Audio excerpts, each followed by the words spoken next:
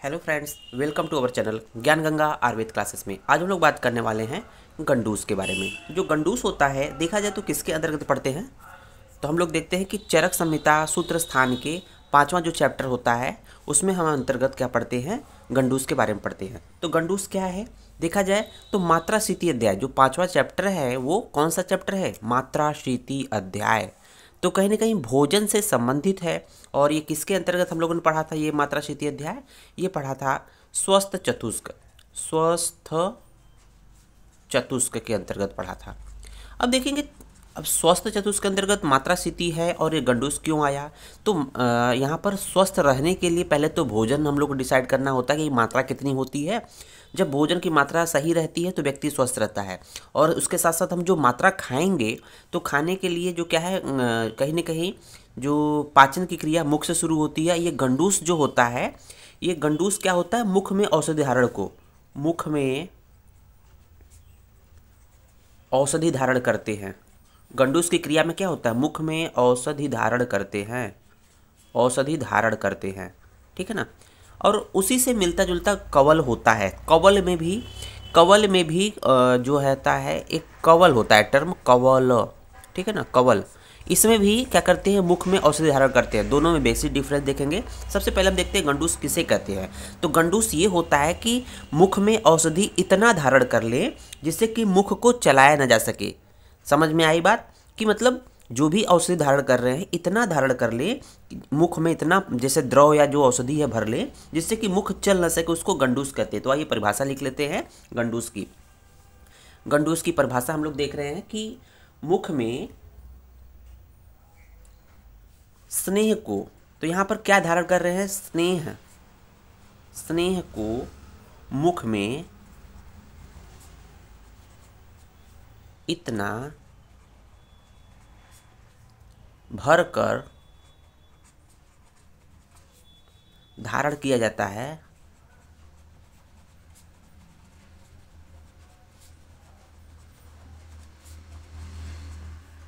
कि मुख को चला न सके, मुख को चला न सके। अर्थात मतलब कहने का मतलब कि यहाँ स्नेह का धारण हो रहा है। स्नेह को मुख में इतना भर के धारण कर ले, रख ले, जिससे कि मुख को चला न सके। उस क्रिया को क्या कहते हैं, उसको कहते हैं गंडूस।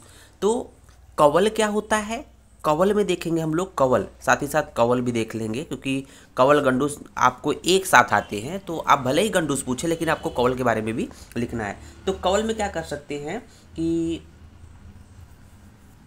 कवल उसे कहते हैं जिसको मुख में धारण करने से, जिसको मुख में धारण करने से, करने पर मुख चलाया जा सके, मुख को चलाया जा सके, मुख को चलाया जा सके। तो आप देखते हैं कि जब ब्रश करने के बाद मुख का प्रक्षालन करते हैं तो उसमें भी मुंह को पानी इतना भरते हैं जैसे कि मुंह में कुल्ला कर सके।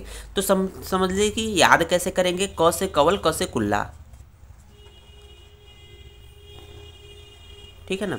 जब ब्रश करते हैं उसके बाद मुख में पानी भर के मुंह को चलाते हैं तो कुल्ला करते हैं, तो क से कवल, क से कुल्ला याद रहेगा। जबकि इसमें कुल्ला नहीं करते हैं, इसमें मुख में चलाते नहीं है गंडूस में, जबकि कवल में मुख को चलाते हैं। तो बेसिक डिफरेंस याद हो गया। अब देखा जाए कि अब इसको एक डिफाइन के रूप में कैसे करेंगे हम लोग, देख यहाँ पर देख रहे होंगे बहुत ही सुंदर तरीके से गंडूस और कवल को डिफाइन किया गया है। बेसिक डिफरेंस बताया गया है, उसको डिफाइन किया गया, परिभाषित किया गया है। देखेंगे पहले गंडूस के बारे में देखते हैं। असंचारी, तो असंचारी का मतलब जिसमें मुख को चला न सके, संचारी मतलब चलाया जा सके, असंचारी मतलब चला न सके। मुखे पूर्णे मतलब कि स्नेह को या द्रव को मुख में इतना धारण कर ले जिससे कि मुख को पूर्ण असंचारी कर ले, अर्थात मुख को चला न सके, उसको क्या कहेंगे, गंडूस कहेंगे। तो देख रहे होंगे असंचारी मुखे पूर्णे गंडूस, तो ये हो गया। गंडूस किसे कहेंगे, असंचारी मुखे प्रूढ़े, दैट इज कॉल्ड गंडूस। अर्थात मुख में द्रव को या स्नेह को इतना भर ले कि चला ना सके, उसको क्या कहेंगे, गंडूस बोलेंगे। उसी तरह से देखेंगे दूसरा एक छोटे से पॉइंट में कवल को डिफाइन कर दिया, कवलश चर। तो यहाँ देखेंगे असंचारी था, यहाँ चर है। चर का मतलब संचारी, चर का मतलब जिसमें चलाया जा सके, संचारी। संचारी का क्या मीनिंग है? जिसको चला सके, है ना, मुख को चला सके। तो द्रव मुख में धारण कर लें और उसको जिससे चला सके उसको हम लोग कवल बोलते हैं। तो कवलश्चर हो गया डिफरेंट। ठीक है, तो गंडूस में मुख को चला नहीं सक रहे हैं, जबकि कवल में मुख को चला रहे हैं। कवल को हम लोग कुल्ला भी बोलते हैं। तो इससे याद रहेगा कि ब्रश करने के बाद जो कुल्ला करते हैं वो कवल होता है। मतलब कवल उसी तरह से है, याद करने के लिए। अब देखेंगे कि गंडूस और कवल में बेसिक जो द्रव्य धारण करते हैं उसकी बात कर रहा है। तो गंडूस की क्रिया में क्या धारण करते हैं? तो गंडूस में देखेंगे तत्र द्रवेण गंडूस, गंडूस में द्रव का धारण करते हैं। तो यहाँ पर क्या है? गंडूस की क्रिया में द्रव के रूप में है, मतलब स्नेह युक्त द्रव है। तो गंडूस में द्रव धारण करते हैं, ठीक है ना। जबकि क्या है? कलकेन कवल स्मृत है। जबकि कवल में जो कवल की क्रिया है उसमें क्या धारण करते हैं? कल्क। कल्क, कल्क का मतलब होता है पेस्ट या चटनी, पेस्ट या चटनी जिसको बोलते हैं, चटनी। ठीक है ना। ये तो बेसिक डिफरेंस है कवल और गंडूस में। आपसे पूछा जाएगा, नहीं पूछा जाएगा तो भी एग्जाम में आपको कंप्लीट रूप से बताना है। तो इस तरह से ये कहीं न कहीं मुखगत रोगों में किया जाता है, चाहे मुखगत हो, चाहे ओष्ठगत हो, तालुगत हो, ये सब रोगों में इसका प्रयोग किया जाता है। इसका हम लोग लाभ बताएंगे तो इसके बारे में बताएंगे। आइए उसके बाद देखते हैं। देखेंगे यहाँ पे एक पॉइंट ध्यान देना है कि गंडूस में स्नेह धारण कर रहे हैं, इसलिए इसका चरक ने इसको नाम क्या दिया है? स्नेह गंडूस। तो ध्यान दीजिएगा, स्नेह गंडूस। चरक ने डिफाइन किया है कि स्नेह को मुख में इतना भर कर धारण किया जाता है कि मुख को चला न सके, उसको गंडूस कहते हैं। तो उसी को चरक ने क्या है? स्नेह गंडूस बोला है। चरक ने जो डिफाइन किया है, गंडूस ना डिफाइन करके स्नेह गंडूस, अर्थात मुख में स्नेह धारण कर रहे हैं, इसलिए इसको स्नेह गंडूस भी कहते हैं। इसका दूसरा नाम भी हो जाएगा। तो ध्यान रखिएगा कि चाहे गंडूस पूछे चाहे स्नेह गंडूस पूछे, दोनों एक ही है। अब बात करते हैं गंडूस के भेद के, अर्थात उसके प्रकार के बारे में। तो गंडूस के 4 प्रकार होते हैं। गंडूस के 4 भेद होते हैं, याद रखिएगा, एग्जाम में पूछा जाता है गंडूस के कितने भेद होते हैं, एमसीक्यू बनेगा। देखेंगे ये भेद किसने बताया? ये वाग्भट ने बताया है, चरक ने भेद नहीं बताया है। तो वाग्भट ने बताया। तो इसके 4 भेद कौन कौन से हैं तो हम लोग एक एक करके बात करेंगे। तो पहला है स्नेहिक, स्नेहिक गंडूस, तो गंडूस। जबकि दूसरा है शमन, समन गंडूस। तीसरा है आपका शोधन, शोधन गंडूस। और चौथा है रोपड़, रोपड़ गंडूस। देखेंगे जो स्नेही गंडूस होता है उसमें स्नेह होता है। स्नेह क्या करता है? वात का शमन करता है। तो जो मुखगत वातज व्याधि, तो इसमें वातज, जब मुख में वातज व्याधि हो जाएगी तब देते हैं। समन गंडूस कब देते हैं? जब मुख में पित्तज व्याधि, पित्तज व्याधि हो जाएगा तब देंगे। शोधन गंडूस कब देंगे? जब मुख में कफज व्याधि होगी, कफज व्याधि हो जाएगा।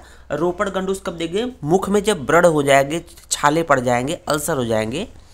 तो मुखगत व्रण में। तो इस तरह से हम लोगों ने गंडूस के 4 भेद देखे। अब यहाँ पर देखेंगे कवल के भी भेद देख लेते साथ में, क्योंकि हम लोग का कवल गंडूस साथ में हो जाएगा। तो यहाँ पर देखेंगे कि गंडूस के 4 भेद वाग्भट सारंगधर ने बताए थे। ध्यान दीजिएगा, वाग्भट के साथ साथ सारंगधर ने भी गंडूस के 4 भेद बताए थे, जबकि कवल के भेद सिर्फ सारंगधर ने बताए हैं। और 4 भेद वही 4 भेद है। स्नेहिक को वातज व्याधि में, समन जो गंडूस होता है पित्तज व्याधि में, शोधन गंडूस को कफज व्याधि में, रोपड़ गंडूस को मुखगत व्रण में बताया है। इसके बाद देखेंगे कि गंडूस, स्नेह गंडूस से लाभ। तो स्नेह गंडूस या गंडूस हम लोगों ने एक ही बात की थी कि स्नेह गंडूस में क्या करते हैं कि मुख में क्या रखते हैं? स्नेह रखते हैं। चरक ने क्या बोला है? चरक ने स्नेह गंडूसी टर्म दिया है। और उन्होंने बोला कि अगर जो व्यक्ति मुख में प्रतिदिन स्नेह गंडूस का धारण करता है, स्नेह का धारण करता है, तो उससे क्या होगा? हनु और स्वर में बल की वृद्धि होगी। हनु अर्थात जो हनु बोन है या मैंडिबल है, और स्वर जो लैरिंग्स है उसमें बल की वृद्धि होगी, अच्छे स्वर निकलेंगे। शरीर में मांस की वृद्धि अच्छे से होगी। जिह्वा शुद्ध रहेगी। जिह्वा शुद्ध रहने से क्या होगा, खाने का स्वाद मिलेगा, जो भी खाएंगे मधुर अम्ल लवण कटु तिक्त कषाय उसका अच्छे से स्वाद मिलेगा। साथ ही साथ भोजन के प्रति आपकी रुचि रहेगी, अर्थात आप भोजन चाव से खाओगे। उसके बाद देखेंगे मुख कंठ में कभी भी शुष्कता नहीं आती है। कहते हैं ना कि मुख कंठ कभी सूखेगा नहीं, जो बार बार जैसे बोलते समय मुख सूख जाता है, कंठ में शुष्कता आ जाती है जब पानी पीने की इच्छा होती है। और ओठ कभी फटता नहीं है। जो व्यक्ति स्नेह गंडूस का धारण करता है ओठ नहीं फटता है। ध्यान दीजिएगा, जिस रोगी का ओठ बहुत फटता है तो उसको कह सकते हैं कि आप स्नेह गंडूस का धारण कर लीजिए। और देखेंगे दांतों से संबंधित क्या है, दांतों का नाश नहीं होता है। दांतों का नाश होने का मतलब क्या है, नहीं होता है मतलब मजबूत हो जाते हैं। साथ ही साथ दांतों में वेदना नहीं होती है, सूल नहीं होती है, और दांतों में खट्टापन या जो पानी लगता है वो नहीं होता है। तो इस तरह से हम लोग का ये चैप्टर क्लियर हो जाता है कि स्नेह और गंडूस या स्नेह गंडूस या कवल जो भी पूछे आपका ये टॉपिक क्लियर है। उम्मीद है वीडियो समझ में आया है। वीडियो को लाइक शेयर जरूर करें, साथ ही साथ नए हैं तो सब्सक्राइब जरूर करें। जय हिंद, जय भारत।